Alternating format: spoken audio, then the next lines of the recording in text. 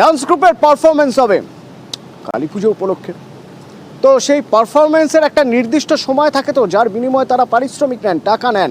সেই সময় পার হয়ে যাওয়ার পরেও অনেক সময় অনুরোধে আবদারে কিছুক্ষণ পারফর্ম করে যেতে হয়, তারপরেও পারফর্ম করার আবদার চলতে থাকে। আর তখন যদি পারফর্ম না করা হয় তাহলে গাড়ি থেকে নামিয়ে মারধর করা যেতে পারে, মহিলার গায়ে হাত দেওয়া যেতে পারে, মেরে মাথা ফাটিয়ে দেওয়া যেতে পারে। ফুলতলিতে ঠিক এরকম ঘটনাই তো ঘটলো, অভিযোগ সেরকমই। অর্পণ রয়েছেন আমার সঙ্গে। অর্পণ, একটু ডিটেলে জানতে চাইবো।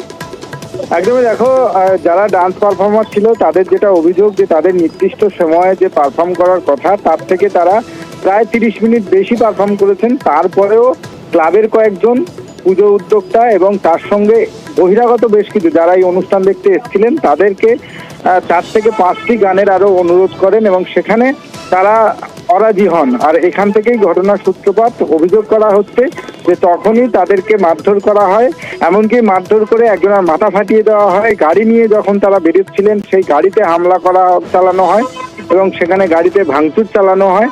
মহিলাদেরকে যারা ডান্স পারফর্মার ছিলেন তাদেরকে নামিয়ে নেওয়া হয় এবং তাদেরকেও মারধর করা হয় বলে অভিযোগ করা হচ্ছে। এই ঘটনার খবর পাওয়ার পরই স্থানীয় কুলতলি থানা রয়েছে, সেই কুলতলি থানার পুলিশ গিয়ে ঘটনাস্থল থেকে তাদেরকে উদ্ধার করে জামতলা হাসপাতালে তারা চিকিৎসার জন্য যান এবং তাদের যেটা অভিযোগ যে দীর্ঘক্ষণ তাদেরকে আটকে রেখে মারধর করা হয়েছে এবং এই ঘটনায় রীতিমতো যারা শিল্পীরা ছিলেন তারা রীতিমতো আতঙ্কিত। মহিলারা যারা ছিলেন তারা তাদের মারধর করে একাধিক শরীরে আঘাত তাদের রয়েছে। তারা পুলিশের কাছে পুরো বিষয়টি তারা জানিয়েছেন রাত্রেই এবং এই ঘটনা যেটা ঘটেছে সেটি বকুলতলা থানার আন্ডারে পড়ে। সকালে তারা বকুলতলা থানায় গিয়ে তারা নতুনভাবে তারা লিখিত অভিযোগ দায়ের করবেন এবং যারা এই ঘটনার সঙ্গে জড়িত প্রত্যেকের তারা কঠোর শাস্তির দাবি জানিয়েছেন। আসুন।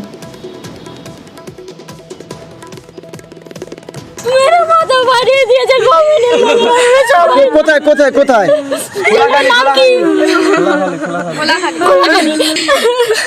আমার বরের মাথা ফাটিয়ে দিয়েছে।